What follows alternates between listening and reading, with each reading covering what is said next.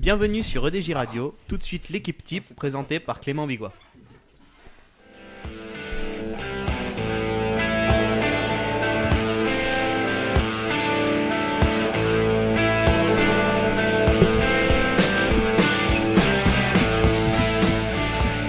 Bonsoir à tous et bienvenue dans l'équipe type, l'émission numéro 3 de l'EDJ. Durant près de 50 minutes, on va revenir sur le Classico disputé samedi et la victoire 3-1 du Real Madrid, la Ligue 1 avec l'Olympico et la fin de série de l'Olympique de Marseille, et les autres championnats européens, des analyses, des débats, et pour terminer, notre 11 de la semaine. Sur la feuille de match ce soir, il n'y a pas d'absent, il n'y a pas de suspendu. En gardien, Thibaut Neuer-Götze. Bonsoir. Bonsoir. En défense centrale, Romain Koscielny, Capella. Bonsoir. Devant la défense, Julien Valdivia-Brunon. Bonsoir à tous. En numéro 10, Camille Payet-Dorès. Bonsoir. Et à la pointe de l'attaque, Medinson Cavani. Bonsoir Clément.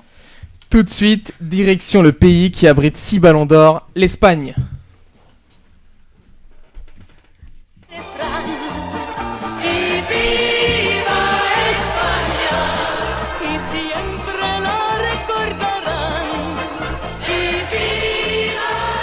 Samedi 18h, c'était le premier Classico de la saison, un résultat de 3-1 pour le Real Madrid. Qu'est-ce qu'il faut retenir de ce Classico, de ce premier Classico de la saison, Romain ? Il faut retenir tout d'abord la supériorité du Real sur ce match-là, qui était assez criante. On n'avait jamais vu le Barça pouvoir l'emporter, même s'ils ont ouvert le score très tôt dans la partie. Après, il faut voir aussi que le Barça n'arrive décidément pas à se renouveler. Il se faut encore prendre sur les mêmes défauts que l'année dernière ou que contre Paris, sur les contres, sur les coups de pied arrêtés. Et voilà, moi c'est ce que je retiens le plus, c'est Luis Enrique qui, malgré son discours depuis le début de saison où il dit qu'il veut changer, qu'il veut renouveler le Barça, pour le match le plus important du début d'année, revient aux joueurs un peu plus expérimentés, Xavi, Iniesta, Busquets, Piqué en défense centrale surtout qui a été catastrophique, et ça se paye cash parce qu'il assume pas ses choix contre les grosses équipes. Justement, on a vu un Barça très fébrile défensivement, Mehdi. Oui, la question que tout le monde se posait avant ce match était est-ce que la défense de Barcelone allait tenir, car elle n'avait encore encaissé aucun but lors des premières rencontres. Alors la réponse n'a pas tardé à venir. Ils ont encaissé 3 buts face à une grande attaque du Real Madrid. Madrid qui prend un but très tôt et qui ne s'est pas découragé. On n'a jamais senti Barcelone fort dans ce match. Ils prennent 3 buts mais ils peuvent en prendre 5 ou 6 avec un très grand Benzema encore une fois.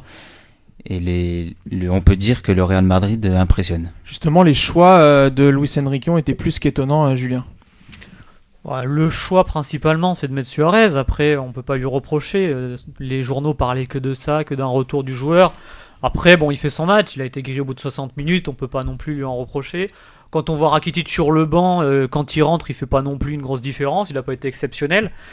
Je pense que le plus gros problème, ça reste les côtés, parce que la défense, oui, forcément. Le choix Mathieu à la place d'Alba sur le côté gauche, moi ça m'a quand même surpris. Ouais, mais Alba, ça fait 1 an, il est transparent, donc après Mathieu, il fait ce qu'il peut. Je pense qu'on l'a acheté 25 millions d'euros, ce mec-là vaut pas un prix comme ça. Après il fait son match, voilà. Pas bon défensivement, mais aussi on a eu un Lionel Messi un peu transparent. Il n'a pas réussi à faire de grandes accélérations, pas de super dribble. On a Suarez qui a été fatigué assez rapidement avec son retour.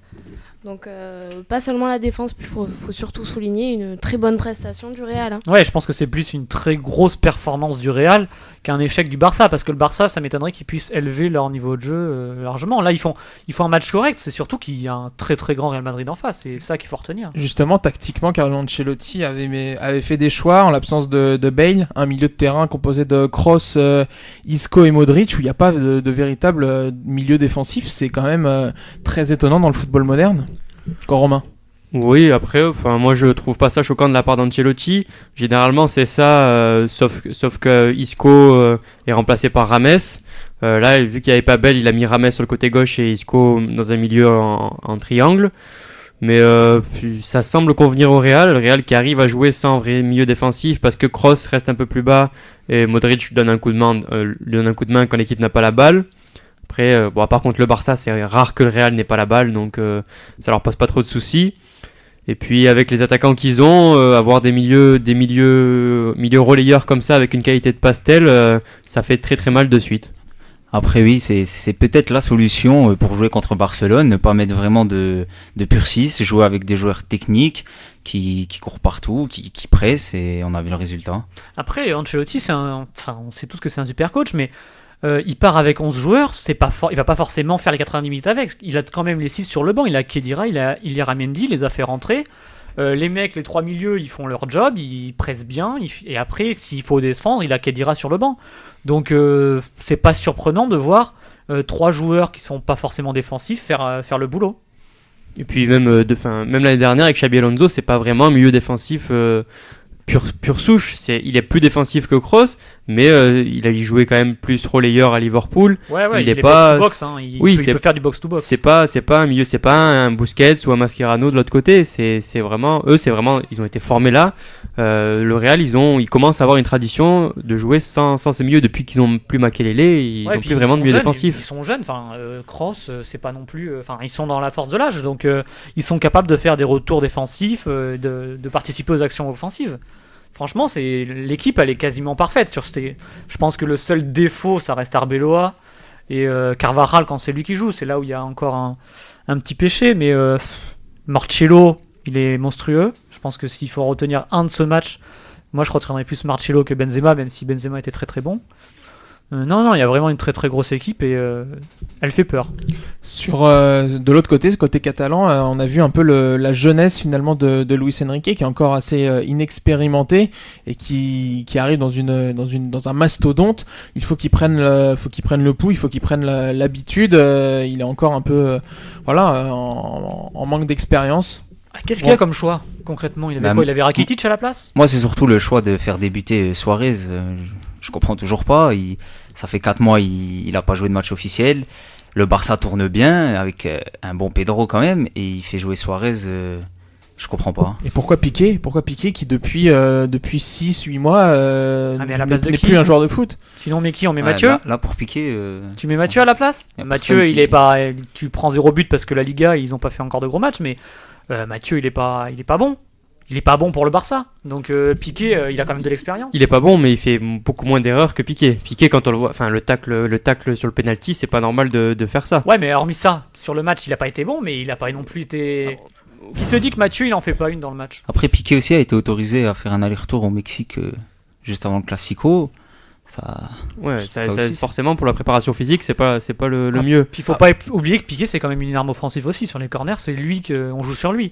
Donc c'est sûr que défensivement il est plus très très bon, mais c'est une arme offensive encore. Quand on voit le 11, notamment Romain, on sait l'apport des joueurs catalans justement. C'est pour ça qu'il y avait Piqué et c'est pour ça qu'il y avait Xavi.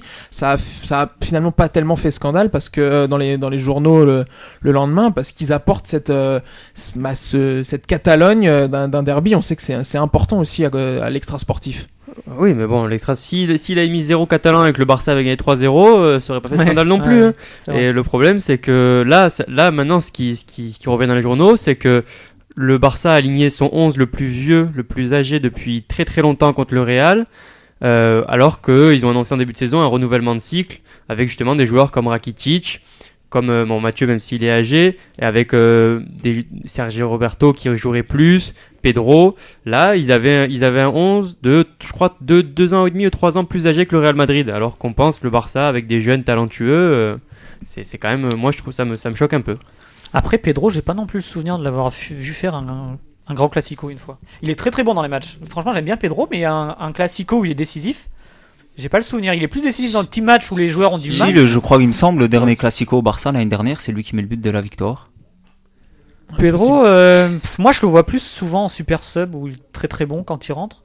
Titulaire, j'ai un peu plus de mal. Justement, après ce Classico, qui est le favori de la Liga? On sait qu'il y a actuellement il y a 2 points d'écart entre le premier et le 5e. Le premier, c'est le Barça, deuxième Séville, troisième le Real, quatrième Valence et 5e l'Atlético. Est-ce que le Real se positionne en grand favori de cette Liga ou pas? Favori, je sais pas, mais en tout cas, c'est sûr qu'une victoire, c'est bien pour la suite du championnat, parce que bon, si Barcelone avait gagné, ils auraient pris, 5 points d'avance, 7 points d'avance, même sur le Real, et ça aurait peut-être été décisif déjà Donc maintenant, ils sont plus qu'à 1 point du Barça. Et puis cette défaite du Barça, ça fait profiter Séville, ça fait profiter l'Atlético et ça relance complètement le championnat. Ouais, l'année dernière, ça s'est joué en fait, c'est pas joué sur les gros matchs, ça s'est joué sur les petits matchs où l'Atlético, ils ont fait un parcours quasi sans faute, ils perdaient pas contre les petits. Alors que le Real, tous les ans, ils perdent face à la Real Sociedad, ils arrivent à se faire avoir contre Valence par moment, ils perdent à Levante, ils ont toujours du mal. L'Atlético, ils font des parcours sans faute, ça s'est encore vu ce week-end. Donc je pense pas que ça soit encore révélateur. Et je pense que les confrontations contre Séville et Valence vont être très déterminantes. Ouais, parce que cette année, on le rappelle quand même, Séville-Valence, ça joue bien, ça s'est un peu renforcé et ça va sûrement poser des problèmes aux gros que sont le FC Barcelone, le Real Madrid et l'Atlético Madrid. On en reste là pour... Vas-y, oui Romain. Non, je disais, c'est aussi ça la différence là cette année avec l'Atlético de l'année dernière, c'est qu'avant les confrontations les titres pouvaient jouer sur les confrontations directes entre le Real et le Barça. Et maintenant, justement, ces confrontations peuvent permettre à des équipes comme l'Atlético, comme Valence, de gagner des points là-dessus et de se positionner en outsider et d'arriver en tête sans être vu. Et il ne faut pas oublier que les confrontations directes sont très importantes en Espagne, où le goal average particulier, en cas d'égalité, fait quelle équipe est championne. Je pense qu'on verra plus des championnats avec 20 points d'avance pour Barcelone et Real. Ça sera plus serré. Peut-être pas 3 points ou 4 points à la fin de la saison, mais du 8-9, c'est déjà mieux. On en reste là avec cette première partie. On va maintenant évoquer les championnats européens avec l'Italie, l'Allemagne et l'Angleterre. Mais tout de suite, direction le pays où Rudy Garcia choisit ses compagnes à Roma TV, place à l'Italie.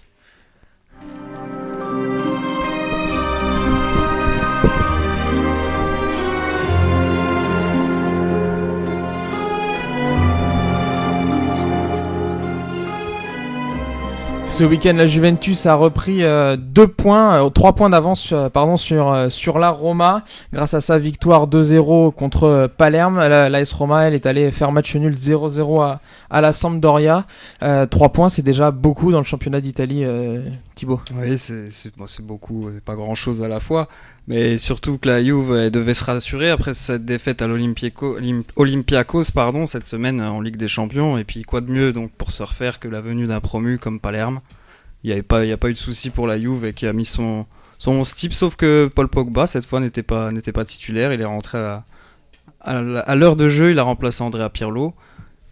Les buts ont été signés par Arturo Vidal et Llorente, autrement dit un match plus que tranquille pour la Juve. Et ils ont perdu Patrice Evra pour un mois. Patrice Evra, oui, il sera absent pendant un mois. C'est pas non plus une absence c'est pas la perte de qui va l'année. se remarquer, je pense. Et de son côté, Naples a enfin un match référence. Les hommes de Rafa Benitez se sont imposés 6-2 contre l'Hellas Vérone avec un triplé d'Higuaín et un doublé d'Hamšík. Naples qui revient proche de la zone qualificative pour les Coupes d'Europe. Oui, c'est peut-être enfin le déclic psychologique pour le Napoli parce que en plus ils perdaient ce match. Il y avait l'Hellas Vérone mené à 0. Finalement, ils ont réussi à sortir un match de grande qualité et Benitez a sauvé sa tête cette fois-ci. Oui, il était temps que Naples réalise une performance comme ça, vu l'équipe qu'ils ont, vu l'effectif et le potentiel offensif. Surtout, Naples qui marquait pas beaucoup de buts depuis le début de saison, avec Higuaín, Callejon, Hamsik, Insigne devant, c'est une aberration. C'est pourtant une équipe qui devrait être spectaculaire à avoir joué, ça devrait être le feu normalement tous les matchs. Le stade s'y prête, en plus à Naples en général, si tu marques un but, normalement t'es poussé par le public, tu vas en marquer 3 autres. Quoi. Le début de la saison, c'est Callejon qui a tenu... Callejon, qui était, mais en plus, il galère en Ligue Europa, donc je pense que même cette victoire-là, ça va pas faire du... Enfin, ça va le sauver pour peut-être une semaine, mais je vois pas Benitez finir la saison. À moins de remporter la Ligue Europa et de faire un beau parcours en Serie A, je vois mal l'aventure Benitez se poursuivre. Après, il y a Federico Fernandez qui est parti à Swansea. En défense, ça leur a fait du mal quand même. Parce qu'ils se prennent beaucoup de buts, Naples. Et le temps de la jeunesse aussi pour Kalidou Koulibaly, 20 ans, qui débarque en défense centrale malgré tout le talent qu'on lui connaît, c'est difficile en Serie A. Le truc c'est que Naples en fait ça a beau avoir une belle équipe, un bon coach, ça reste quand même un 3e ou 4e choix pour les joueurs quand t'es souhaité par plusieurs coachs, tu choisis pas forcément Naples en premier. Justement, en parlant de bon coach et bon effectif, il y avait le choc de cette Serie A de la 8e journée, c'était Milan AC Fiorentina, un partout, les deux équipes finalement perdent des points. Romain. Oui, les deux équipes perdent des points. Surtout, moi je considère surtout le Milan qui perd des points vu qu'ils avaient ouvert le score et qu'ils étaient à domicile. La Fiorentina, pour eux, c'est un bon nul à l'extérieur. Notamment après une défaite la semaine dernière, si je me souviens bien. Ouais, 2-0 contre la Lazio. Donc la Fiorentina, ça les relance. Le Milan, heureusement pour eux, même si je pense qu'ils n'auront pas la possibilité de jouer la deuxième place, la Roma fait match nul aussi. Mais j'ai pas trouvé que c'était un grand match de football. Exactement, mais je pense qu'il va falloir qu'on y revienne, mais le niveau du calcio, voilà, ça, c'est vraiment une catastrophe. Milan-Fiorentina, on en a connu des plus beaux que ça, et là c'est vraiment dramatique, le niveau est tel que c'est plus les chocs où on avait... Oui. Il y a quelques années, c'est tout le championnat italien. Il y a quelques années, c'était le championnat italien qui ringardisait le championnat allemand. Maintenant, c'est l'inverse, c'est l'allemand qui ringardise l'italien. Il y a 2 ans, tu avais des Milan-Fiorentina ou Juventus-Fiorentina où la Fiorentina perd 2-0, ils en mettent 4 avec un triplé de Rossi. C'était des grands matchs. Maintenant, honnêtement, tu t'ennuies en regardant ces matchs-là. Et ça s'est vu en Europe parce que la Roma, ils ont baissé le pantalon, ils s'en ont pris 7 face au Bayern. La Juve n'est pas capable de gagner à l'Olympiakos. Le foot italien est vraiment en difficulté. Oui. Mais bonne nouvelle pour la Fiorentina, Mario Gomez est de retour à l'entraînement depuis ce matin. Et justement, tu parles de Mario Gomez, direction le pays qui rêve du Ballon d'Or avec Neuer, Lahm et Müller. On va en Allemagne.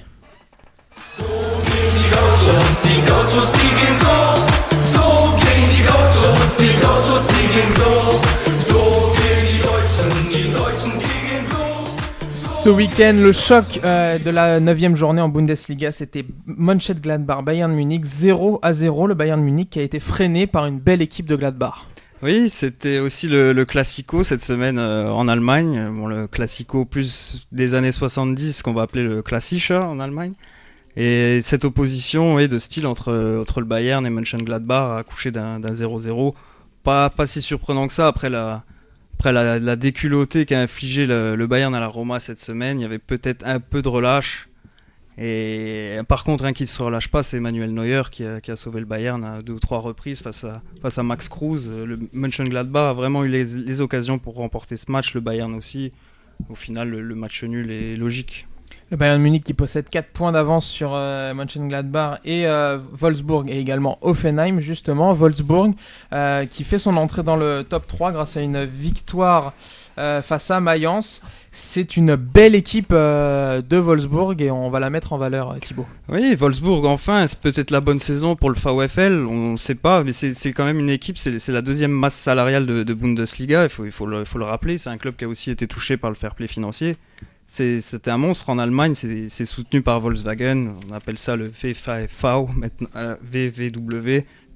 Il s'appuie sur une défense vraiment solide avec Naldo qui doit être un des défenseurs de Bundesliga qui marque le plus de la tête. Il y a Knoche aussi qui est une véritable révélation. Au milieu de terrain, Guilavogui et Luis Gustavo commencent vraiment à former une paire complémentaire.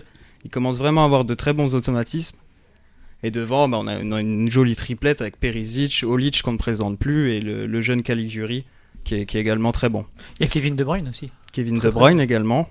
Et par contre, on a aussi Aaron Hunt qui fait souvent banquette, mais qui est un excellent joueur. Est-ce que ça, on peut faire une équipe du top 3 quand on voit que maintenant le Borussia Dortmund a déjà 10 points de retard sur eux, c'est énorme, et Wolfsburg fait des belles performances? Wolfsburg fait des belles performances, mais généralement, c'est pas régulier, Wolfsburg, sur toute une saison. Ils avaient lutté presque à armes égales face au Bayern au mois d'août, il y avait manqué pas grand-chose pour qu'ils gagnent. Mais ils sont encore assez inconstants. Et face à des équipes comme Schalke ou Leverkusen, je les mets quand même un cran en dessous. Et puis, même s'ils sont très en difficulté en ce moment, le Bayern, le Borussia, c'est une équipe, Dortmund, c'est une équipe de série aussi, il ne faut pas l'oublier. Là, ils peuvent être au fond du trou et gagner 1 ou 2 matchs et repartir, gagner 10 matchs d'affilée. En Bundesliga, c'est possible. Et donc, même si je suis très inquiet pour eux, je vois quand même le Borussia Dortmund finir dans les 2-3 premiers cette saison. J'ai l'impression que Klopp, il les pousse pas tant que ça en championnat. Il en rigole, même en Ligue des Champions, quand ils ont gagné, il en rigole de la mauvaise série en championnat. C'est assez hallucinant. Après, ils rigolent. Enfin, ils essayent de mettre le mieux de Champions League pour le championnat. Ils veulent faire retentir l'hymne de la Champions League au début du match de championnat. Je pense qu'il en rigole, mais il a pas envie de les pousser plus que ça sur le championnat, parce que il y a 10 points de retard. Allez, une série de 5 victoires, comme tu disais. c'est plié. Les mecs, je pense qu'ils battent n'importe qui. Après, ça se verra contre le Bayern. Ça se trouve, ils sont capables de les gagner la semaine prochaine. Oui, et bien justement, samedi à 18h30, et ben c'est le gros choc de cette Bundesliga, celui qu'on attend chaque année. Le Bayern Munich reçoit le Borussia Dortmund. Est-ce que le Bayern Munich va arriver peut-être trop en confiance face à cette équipe de Dortmund qui est en difficulté? Je pense pas, non. Excès de confiance, non. Le Bayern a à cœur de le remporter ce match. Et il y a encore les stigmates de la défaite en Supercoupe d'Allemagne. Je pense que Guardiola s'en souvient encore. Et c'est toujours un match que les joueurs ont envie de jouer à fond. Et je pense pas que le Bayern va jouer le match avant dans la tête. Julien? Et puis c'est pas souvent qu'ils gagnent là-bas à domicile contre. C'est au Bayern. C'est à Munich. Oui. Ouais, et c'est pas souvent qu'ils gagnent à domicile contre l'année dernière. Ça fait 1-1. Bon, l'avantage pour Götze et Lewandowski, c'est qu'ils vont pas se faire pourrir, quoi. C'est toujours des matchs accrochés, des matchs difficiles, et c'est là que, bien sûr, on va avoir le même Dortmund qu'en Ligue des Champions. Après, c'est savoir si Klopp va s'inspirer de ce qu'a fait Lucien Favre. Mais non, je pense que ça peut être un 0-0 comme un 4-4. Ça peut être n'importe quoi ce match. Moi, je pense que Klopp il va s'inspirer de ce qu'il fait Klopp depuis des années, quoi. Il est pas trop ici, il respecte son style de jeu en général. Klopp qui joue contre le Bayern ou contre le dernier du championnat, il se pose pas trop de questions, quoi. S'ils en ont la capacité, ils vont presser haut, ils vont mettre du rythme et aller le plus vite possible vers l'avant. Après, l'avantage, c'est que c'est un match de Ligue des Champions. C'est clairement un match de Ligue des Champions, ils sont invaincus, ils régalent en Europe, donc pour eux c'est un match européen, ils sont capables de faire quelque chose d'extraordinaire. Et Manuel Neuer qui est encore en route pour quelque chose d'extraordinaire, il en est à 600 minutes sans but encaissé depuis le 30 août. Et il va bientôt peut-être battre son record personnel qui est à 757 minutes. Et on s'arrête là pour l'Allemagne. Maintenant, direction le pays où le Fergie Time est remplacé par le Louis Time, l'Angleterre. When the seagulls follow the trawler, it's because they think sardines will be thrown into the sea. Thank you very much. Dimanche après-midi, c'était Manchester United-Chelsea 1-1. Drogba avait ouvert le score à la 53e et Van Persie au bout du temps additionnel à la 94e a égalisé. C'était un bon choc de Première Ligue, Julien. Ouais, c'était clairement un bon match. Après, Chelsea, ils ont pas non plus joué la victoire, hein, faut être honnête. 1-0, ils étaient déjà bien heureux avec un but de Drogba. Très beau pour un attaquant de 50 ans. Mais non, franchement... C'est honteux de dire Drogba, c'est honteux. Il a pas 60 ans plutôt. Non, c'est clairement un troisième choix maintenant. Oui, mais face à la défense de Manchester, ça suffit. Ouais. Non, c'est un bon joueur. Après, non, Mourinho, ça n'a pas été non plus un mec qui était venu pour la gagne. Il a toujours du mal à Old Trafford. Et puis là, il marque un but après, il fait rentrer Obi Mikel, il fait rentrer Zouma. Le mec était content déjà que City perde à West Ham la veille, donc c'est tout bénef pour United qui méritait pas de perdre ce match de toute façon. Non. Romain. Mehdi, vas-y. Mourinho vient quand même chercher la victoire, Julien. Manchester, je suis pas certain qu'ils viennent chercher la victoire sur ce match-là. Manchester, je les ai trouvés plus forts que d'habitude. Je sais pas si tu vas être d'accord, bien organisés. Et par contre, quand Chelsea marque, on se demande de Manchester comment ils vont faire à égaliser. Il y avait vraiment aucun danger pour Chelsea, et puis il y a eu ce coup de pied arrêté à la fin qui punit Chelsea, on va dire, car ils ont presque arrêté de jouer alors qu'ils doivent plier le match bien avant. Après, et un très bon hasard aussi à souligner. Excellent hasard, oui, comme dans tous les gros matchs un peu en Angleterre, hasard toujours très très bon. Après, pour revenir sur ce que tu disais, Julien, moi j'aimerais bien avoir un peu de mal comme Mourinho là à Manchester, parce que il a perdu qu'une seule fois depuis qu'il est en Angleterre contre United. Ouais, mais c'est pas pour autant qu'il les gagne ces matchs à Old Trafford. Moi, Chelsea, on m'avait présenté ça comme un rouleau compresseur, et Manchester, une équipe complètement à la ramasse, et force est de constater que finalement, il n'y a pas eu si énorme différence que ça. Non, il n'y a pas eu de grande différence. Après, il faut regarder le match de Fabregas. Fabregas, dans les autres matchs, il est quasiment à l'entrée de la surface. Là, il est resté le plus clairement du temps à côté de Matic. C'est quand même révélateur de l'ambition de Mourinho sur ce match-là. Et pour moi, il n'a pas joué pour le gagner. Il était très content à 0-0. 1-0, c'était parfait. Ça s'est vu juste après où il fait rentrer Obi Mikel. Si vraiment tu veux le gagner, t'as moyen face à une équipe de Manchester qui est en plein doute. Tu remplaces ou tu gardes Oscar, tu le remplaces par un autre bon joueur, très bon attaquant, et tu plies le match parce qu'il y avait moyen. Après, ça reste une grosse affiche de Première Ligue. On parlait de Dortmund-Bayern Munich. Dortmund qui sont au bout du gouffre et qui peuvent battre Bayern Munich. Donc le match nul de Chelsea, c'est pas vraiment honteux pour Chelsea. Non, mais je te dis pas que c'est un honteux. Non, parce que Thibaut disait c'est un rouleau compresseur, il devait les exploser et tout. Je te dis que Mourinho est très très content de ce résultat-là. Manchester a quand même fait un bon match, on va dire. Faut pas juste. Non, mais oui, carrément. Pour moi, c'est leur meilleur match depuis le début de la saison. Et peut-être que que l'entraîneur a enfin compris comment faire jouer ses joueurs à Manchester. On verra ce week-end à City, même si j'y crois pas trop. Mais... Et la défaite de City qui permet à Chelsea de prendre 6 points d'avance, donc même s'il n'était pas venu chercher la victoire, c'est tout bénéfique. Je pense que ça a joué aussi que City se trouve à West Ham, hein. Parce que sinon, bon, il joue peut-être la victoire à United, mais non, pour revenir au changement tactique, faut pas oublier que Rooney il revient. Donc si tu joues en 4-1, t'as joué en 4-1-4-1 contre Chelsea, Rooney ça m'étonnerait, même si le mec il est complètement dévoué au club, il joue à droite. Falcao aussi qui était mais blessé Falcao pour le match. remplaçant et il va rentrer à la place de Van Persie. Romain. Et puis faut dire que là on a dit Chelsea ils n'ont pas été très impressionnants. C'est vrai que ça n'a pas été ce qui a nivelé aussi les écarts, c'est que ça n'a pas été le meilleur Chelsea depuis le début de saison et ça a été par contre le meilleur United depuis le début de la saison. C'est le meilleur match qu'ils aient fait clairement. Donc du coup, c'est le seul gros match qu'ils ont fait. C'est vrai. Du coup, ça les a aidés à obtenir un match nul, même chanceux quand même pour United, puisqu'ils étaient à 93e. Chanceux mais mérité vu la physionomie. C'est le seul gros match, c'est le seul choc qu'ils ont fait depuis le début de la saison. Ils n'ont pas joué City, ils n'ont pas joué Tottenham, ils vont jouer City. Excuse-moi, Tottenham, c'est pas vraiment non, un mais choc. D'accord, mais tu vois ce que je veux dire. Ils n'ont pas encore joué de top équipe. Justement, par exemple. Justement, dimanche prochain, 14h30, c'est Manchester City, Manchester United. City qui a été battu par West Ham, et West Ham c'est la belle surprise de ce début d'année. Ils ont battu City 2-1 grâce à Morgan Amalfitano et Diafra Sakho. Ils sont 4e au classement avec 16 points. Il y a Southampton et il y a West Ham comme belle surprise en première ligue. Thibaut. Incroyable, un début de saison tout bonnement fabuleux. Hein. Je me rappelle pas d'un aussi bon début de saison de West Ham. Peut-être que Julien le sait. Ça doit remonter aux années 60 à mon avis. Oh non, quand même en 97, 98. Mais non, c'était une belle équipe. Tu peux préciser aussi que Diafra Sakho, c'est le premier joueur de West Ham qui marque 6 buts consécutifs. À chaque fois il a marqué. C'est la première fois qu'un Hammers réalise cette prouesse. C'est Diafra Sakho qui a dû sortir après une blessure, après un choc avec Mangala et qui sera absent un mois. Un coup dur donc quand même pour West Ham. Grosse pépite. D'ailleurs, Mangala, en parlant de ça, exactement, Mangala c'est vraiment pas rassurant pour l'équipe de France parce qu'il a été à l'agonie pendant tout le match. Il se fait manger par Sakho, par Sakho, par Valencia. Et également il faut aussi féliciter le gardien de West Ham, Adrian, parce qu'il a réalisé un match absolument justement sur les réseaux sociaux, ça parlait d'un jeu magnifique, d'une production extraordinaire de West Ham. Qu'est-ce que vous en avez pensé? Alexandre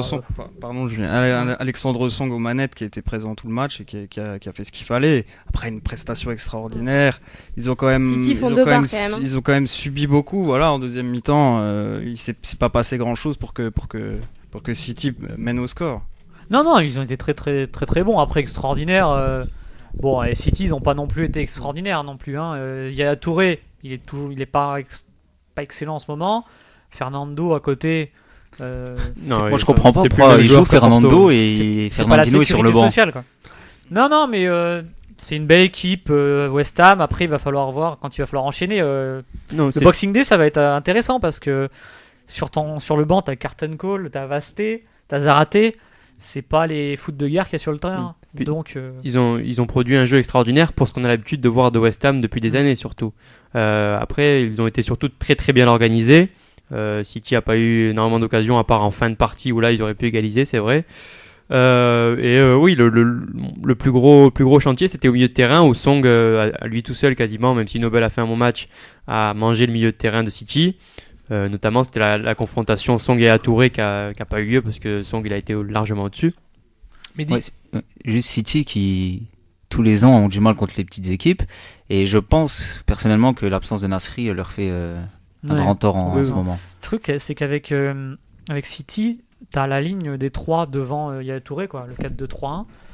C'est souvent, pas des intermittents, c'est méchant, mais Silva, il fait pas un grand match, il arrive à marquer un but magnifique, mais hormis ça, qu'est-ce qu'il fait dans le match? Il fait pas grand chose. Navas, il fait pas grand chose dans le match. Donc, Silva aussi, tu vois, Silva est bien meilleur quand Nasri joue. Parce que les deux adorent échanger. Touré aussi, oui. Ils adorent jouer dans les pieds tous les trois, jouer rapidement, faire des échanges dans les petits espaces. Et c'est ce qu'ils peuvent pas faire avec, par exemple, Milner ou avec Navas, qui sont plus des joueurs excentrés sur le côté. Avec Nasri, les joueurs de côté, Silva Nasri rentrent et ils laissent la place aux latéraux et ça leur réussit beaucoup mieux. Et aussi quelque chose qui m'a choqué pendant ce match-là, c'est Agüero qui voulait toujours aller tout seul et qui n'a pas fait beaucoup de passes. Je comprends pas. Pourtant, c'est pas vraiment une caractéristique d'Agüero qui est plutôt un joueur, pour un attaquant, plutôt collectif. Là, peut-être que c'est son quadruplé la semaine dernière lui est monté à la tête, quoi. Non, mais pour revenir à Nasri, en France, c'est clairement pas le chouchou des supporters, mais en Angleterre, il est adoré, le mec. Donc, si on essayait d'enlever les œillères et d'insulter le mec parce qu'il vient de Marseille où il a dit 2-3 énormités dans les médias, on se rendrait compte que ce mec-là, c'est vraiment un très très bon joueur. Allez, merci pour ce débat sur l'Angleterre. On va maintenant prendre la direction de la France pour parler de l'Olympico Lyon-Marseille. Le stade est rempli, les supporters font la hola, olé olé. Mon club moderne, ça, motivation. Et dimanche soir, c'était l'Olympico Lyon-Marseille, une victoire de Lyon 1-0 grâce à un but de Gourcuff. La série de Marseille de 8 victoires consécutives s'arrête. Camille, qu'est-ce qu'il faut retenir de ce choc de Ligue 1 ? Il fallait bien qu'elle s'arrête un jour. Non, là sur le match, c'est surtout ce qui fait plaisir, c'est le retour d'un grand club, Lyon, parce que je pense qu'ils méritaient pas leur place en début de saison. Et puis aussi le retour de Yoann Gourcuff, là, ça fait quelques matchs que Lyon, s'il n'était pas là, ça marcherait pas autant. Et tu le sentais, Camille, cette Ouais, semaine, tu nous l'as dit, ça sans le but de Gourcuff. L'émission d'avant, réécoutez. Camille, je ne vois pas mon équipe gagner. Non, mais ça va, mais à chaque fois, de toute façon, contre l'OM, Gourcuff, en général, il fait des grands matchs et ça n'a pas raté encore. Après, on avait un duel au milieu entre Imboula et Gourcuff et là, clairement, c'est Gourcuff qui l'a remporté. Donc, justement, avec Lyon, avec une équipe maintenant, un groupe qui est presque au complet, il manque Clément Grenier, c'est plus simple avec une infirmerie vide et puis une équipe type à disposition pour Hubert Fournier et Romain. Oui, bien plus simple, bien plus talentueuse aussi cette équipe quand tous les joueurs sont là. Tu disais qu'il manquait Grenier, il manque aussi, moi je pense, Fofana qui pourrait avoir sa place au milieu. Et puis là, ils commencent, comme ils n'ont pas tout le temps les blessés et qu'ils ne doivent pas changer d'équipe tous les matchs, ils commencent à avoir des automatismes bien plus importants. On l'a vu contre l'OM où ils ont fait ce que l'OM faisait à ses adversaires en début de saison, c'est-à-dire les 20 premières minutes, ils les ont pressés très très haut et ça a forcé l'OM à faire beaucoup de fautes et à déjouer un peu, alors que c'était généralement le quart d'heure, les 20 minutes fortes de cette équipe en championnat. Lyon très efficace. Après, Marseille n'a pas démérité non plus, hein. Ils ont fait un beau match. Ça aurait pu se finir à nul, voire victoire de l'OM. C'est Lyon qui a gagné. C'est pas non plus un scandale. Mais voilà, c'était un beau match de Ligue 1 qu'on n'avait pas vu depuis longtemps, moi je trouve. Une bonne publicité pour la Ligue 1, Mehdi. Et moi, je voulais juste revenir sur l'Olympique de Marseille. On se demandait depuis le début de saison qu'est-ce qu'ils allaient faire face à une belle équipe, un gros choc. Je pense qu'on a la réponse. Même s'ils ont très bien joué, ils perdent le match. Je pense que la composition de Bielsa, a ses limites face à une grande équipe, on va dire, et une bonne équipe de Ligue 1 et face à de bons attaquants. Camille ?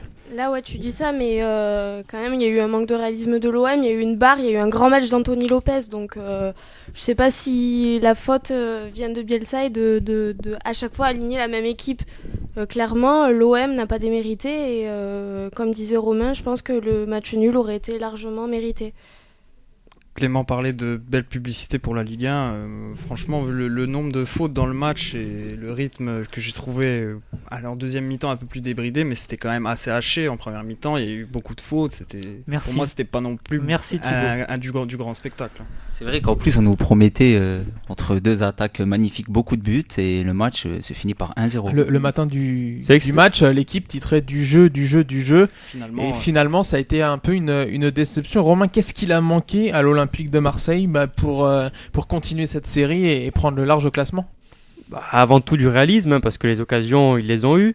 Après, peut-être un peu plus de justesse dans le jeu, parce que plus de conviction. Comme Thibaut disait, je sais pas si c'est pas la conviction, c'est juste que au début, être bousculé au début, je pense que ça les a perturbés. C'est malheureux parce que ça devrait pas normalement. Surtout qu'ils n'avaient pas l'habitude. Ouais, ils n'avaient pas l'habitude.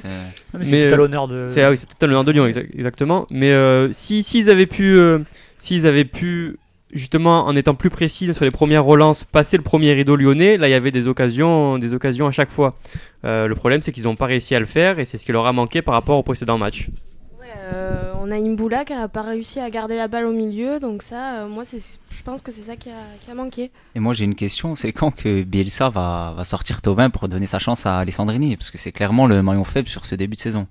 Chaque entraîneur a ses chouchous là, donc à mon avis, bon, ça va pas tarder, mais bon, il le sort quand même rapidement à chaque match. Hein. C'est exactement, en fait, c'est le terme chouchou, c'est exactement ça. En fait, pour moi, Thauvin, c'est le Mouniaïn de Bilbao. Le mec, il est pas forcément bon. Non, je te dis pas au niveau du talent. Mounianen, il est quand même non, pas mal à Bilbao. Je te dis que Bielsa, il attend un joueur qui fasse la différence sur un côté, et pour lui, il attend que ça soit Thauvin qui le fasse. Tu vois, Mouniaïn, par exemple, là en ce moment, il est moins. Julien, on se souvient, il y a 15 jours, ou il y a 3 semaines, dans une conférence de presse, Bielsa qui met nettement en avant Thauvin, qui dit que c'est un joueur fantastique, et finalement, est-ce qu'il aurait pas pris un peu le melon, Thauvin? Mais il a pas tort, Bielsa, on sait tous que si Thauvin joue à son niveau, c'est le meilleur joueur de Marseille, et de très très loin. Et puis il y a une action qui vendange complètement, je sais plus à quel moment du match. Non. En première mi-temps. Mais Bielsa l'avait annoncé dès le début de saison, quand il est arrivé, qu'il n'avait pas pris les rênes de l'équipe encore, qu'il avait fait juste quelques entraînements. Il avait dit le joueur qui m'a le plus impressionné, c'est Thauvin. Il a dit c'est l'un des joueurs le plus talentueux et le plus impressionnant que j'ai vu de ma carrière. Donc qu'on s'étonne pas qu'il le fasse jouer, même si ses performances sont pas bonnes. Et peut-être qu'il se dit justement que s'il le sort maintenant, après l'avoir couvert d'éloges comme ça, il le tue, quoi, Thauvin. Côté lyonnais, on avait des doutes sur l'arrivée d'Hubert Fournier qui n'avait entraîné qu'à Reims, et finalement il est en train de mettre sa patte petit à petit, même s'il prend le travail de Rémi Garde. Qu'est-ce que t'en penses, Julien? Ouais, il prend le travail de Rémi Garde. Qu'est-ce qu'il garde? Il garde le 4-4-2 en losange. Non, moi ce que je préfère, c'est le remplacement de Tolisso, parce que l'année dernière, il suffit de regarder 2-3 matchs de Tolisso en latéral, c'était pas extraordinaire. Là, au cœur du jeu, c'est plus intéressant. Après, c'était aussi peut-être un manque de choix l'année dernière, parce qu'ils avaient Dabo blessé, Bedimo blessé. C'était des choix. C'était des choix par défaut qu'ils faisaient. Ouais, mais tu peux mettre Mwemba à sa place. C'est certain contre le Lyon qui a perdu à Metz fin août, et le Lyon qu'on a aujourd'hui, c'est quand même le jour et la nuit. Je veux dire que. Ouais, ils étaient relégables, ils étaient 18e avec très peu de points fin août, et finalement ils se retrouvent déjà dans le top 3. Est-ce que Camille, il faut en faire une équipe favorite finalement pour ce top 3?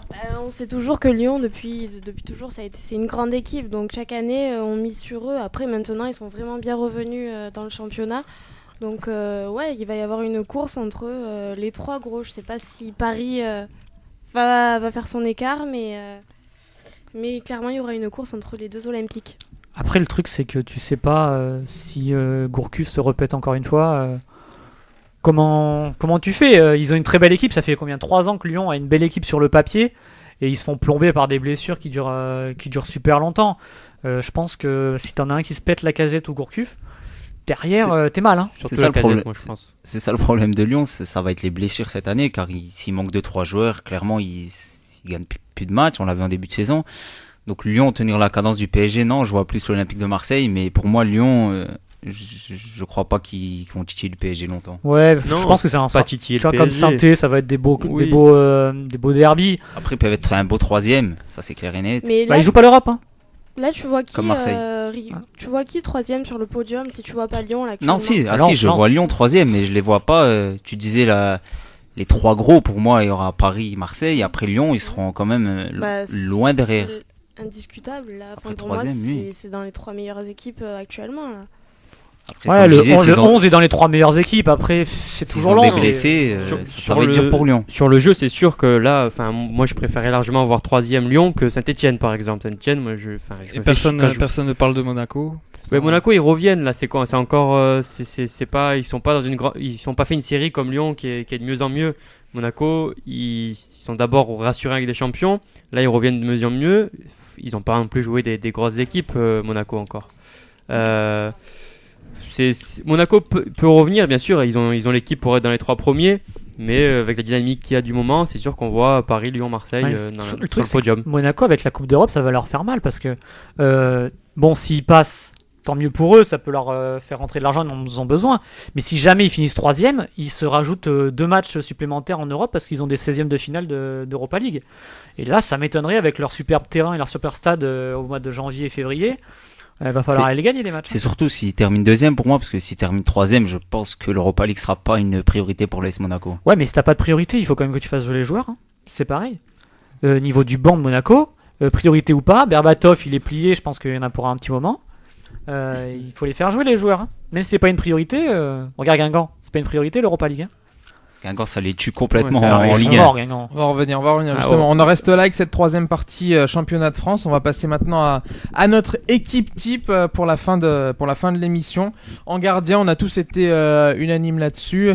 C'est Anthony Lopez, Camille. Bah ouais, sur le week-end du championnat, il n'y a pas photo. Si l'OM marque pas, c'est grâce à lui. Il a fait un super barré, je retiens notamment la parade du pied, exceptionnelle. Donc pour moi, il n'y a pas photo. Un petit coucou à Valentin Bellon, le gardien du Racing Club de Lens, qui a été très très bon. Mention spéciale. Unanimité, non. Moi, j'ai bien apprécié, bien sûr, hein, tout le monde.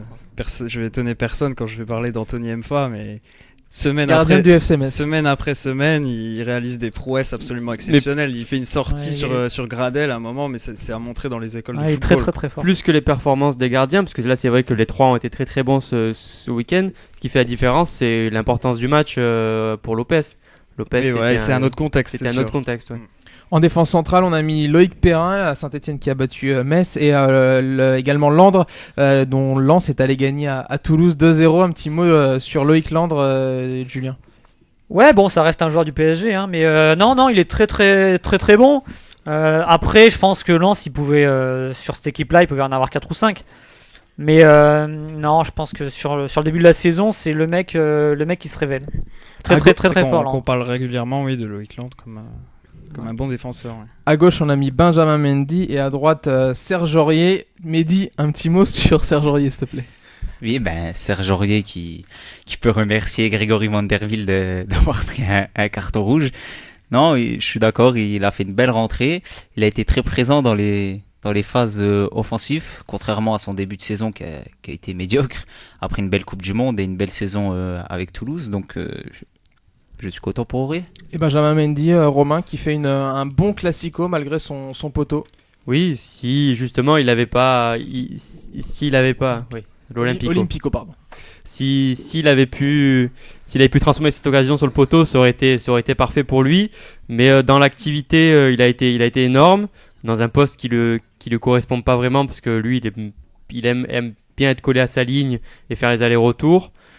Il a quand même été parfois en difficulté justement avec Jallet qui montait beaucoup, même si c'était pas à lui de le prendre, comme Ayoub repiquait souvent dans l'axe, il se faisait souvent prendre. Sinon c'était quand même un beau match de Mendy qui a été un des meilleurs Marseillais à l'Olympico. Au milieu, on a mis Geoffrey Kondogbia qui a marqué un but pour Monaco à Bastia, et puis également Johan Gourcuff. Les deux étaient incontournables au milieu de terrain. Gourcuff, ça fait vraiment plaisir. Je pense que tout le monde sera d'accord avec moi. Après toutes les galères qu'il a eues, de le voir donner la victoire dans un match si important, c'est vraiment rassurant, et ça rassure aussi beaucoup de joueurs qui galèrent, qui sont souvent blessés et qui n'y croient plus à un moment. Et comme quoi, il faut toujours se battre pour revenir à son meilleur niveau. Ensuite, en numéro 10, c'est l'homme de la semaine, l'homme du week-end, l'homme de la saison, Carlos Eduardo, auteur d'un quintuplé pour le GC Nice. À Guingamp, une victoire 7-2 des Niçois. Il est incontournable en numéro 10 dans cette équipe type. Oui, bien sûr, quand on met 5 buts, on est incontournable dans un match, peu importe le niveau, mais c'est sûr que c'est une grande performance. Ce qui n'était plus arrivé la dernière fois, c'était Tony Kurbos en 1984 avec le FC Metz. Nîmes, exactement.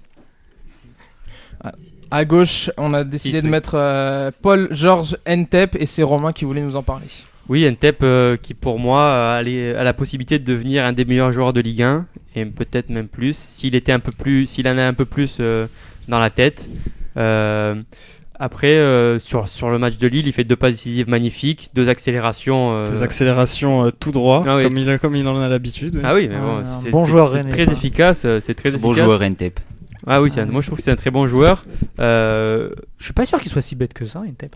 Non, mais je parle plus dans la tête au niveau de tactiquement et de Ah faire, ouais, de d'accord, faire les efforts ouais, défensifs. ok, Non, Et même quand on voit son but l'année dernière où il arrête le ballon et il met une tête.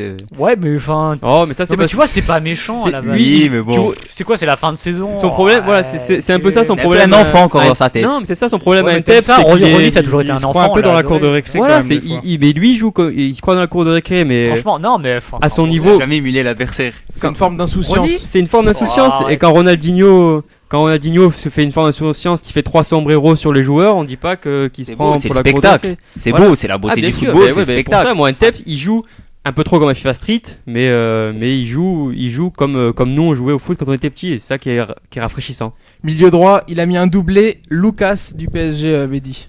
Oui, ben. Lu- Oh, Lucas, ouais. Ferreira Carrasco, t'es pas mauvais aussi. Lucas, on attend toujours qu'il éclore parce qu'on sait tous qu'il a un talent indéniable. Là, il a mis 2 buts et on attend confirmation. Ouais, on parlait de. Penalty, quand même. Oui, mais il faut prendre ses responsabilités quand même. Et Je pense surtout que c'est que quand important. Cristiano Ronaldo met des pénaltys, là, tout le monde, on en entend parler de Ronaldo. Et là, Oui, comme mais- c'est Lucas, il met 2 buts sur Mais il pénalty. met pas que des pénaltys. Ouais, Lucas, il est efficace depuis le début de la saison. Oui, Et quand Thibaut même. Il a quand même pris plus de responsabilités dans le jeu du PSG. Et d'autant plus que là, il n'y a pas de Zlatan. Cavani était suspendu. On voit que Lucas, petit à petit, commence à prendre des initiatives et à assumer un peu plus son statut Ouais. qu'il a eu en Ouais, arrivant. ça peut Mais être quand intéressant. ils vont revenir, peut-être qu'on en parlera moins de Lucas.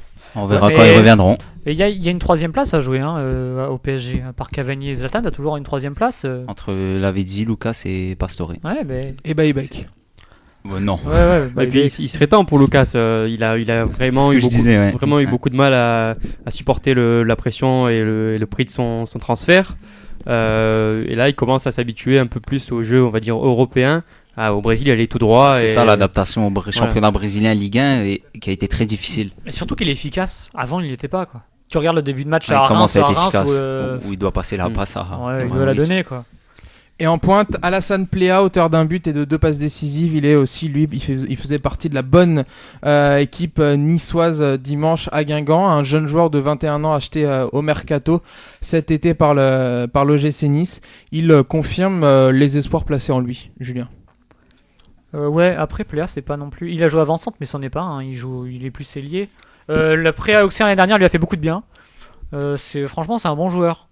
Après, 7-2 face à Guingamp, il faut voir les plots en face. Hein. Oui, voilà, Mais, moi- non, il les a mis les buts, il a été bon, quoi. Voilà, moi quand on me vend Guingamp, je tairai son nom, mais quand on me dit que c'est une équipe de Ligue 2, finalement, c'est un peu relativiser la performance de l'OGC Nice là-bas. Non, mais il faut les Non, mettre les 7 buts, mais tu vois, C'est bon, c'est surtout Guingamp, même si ça, après l'Europa League, après même une semaine, 2 semaines, ils ont vraiment du mal à s'en remettre, et donc là ils sont cramés déjà, alors qu'on est en début de saison, et ça leur permet pas de tenir même contre Nice. un jour va falloir arrêter de donner des places européennes à des équipes qui gagnent les coupes. Ça devient. Ça plombe le truc, quoi. En même temps, heureusement qu'ils sont là parce qu'ils nous maintiennent le coefficient en Europa League. Ouais, mais c'est pas sain. C'est pas sain. C'est malheureux pour eux. Pour eux, c'est malheureux parce qu'ils vont peut-être descendre. C'est ça qui fait la beauté du foot également en Angleterre. On a vu Wigan qui a gagné la Cup et Ouais, il l'avait joué la Cup. Il l'avait joué l'Europa League et après ils étaient en Championship. Mais bon, c'est pas non plus.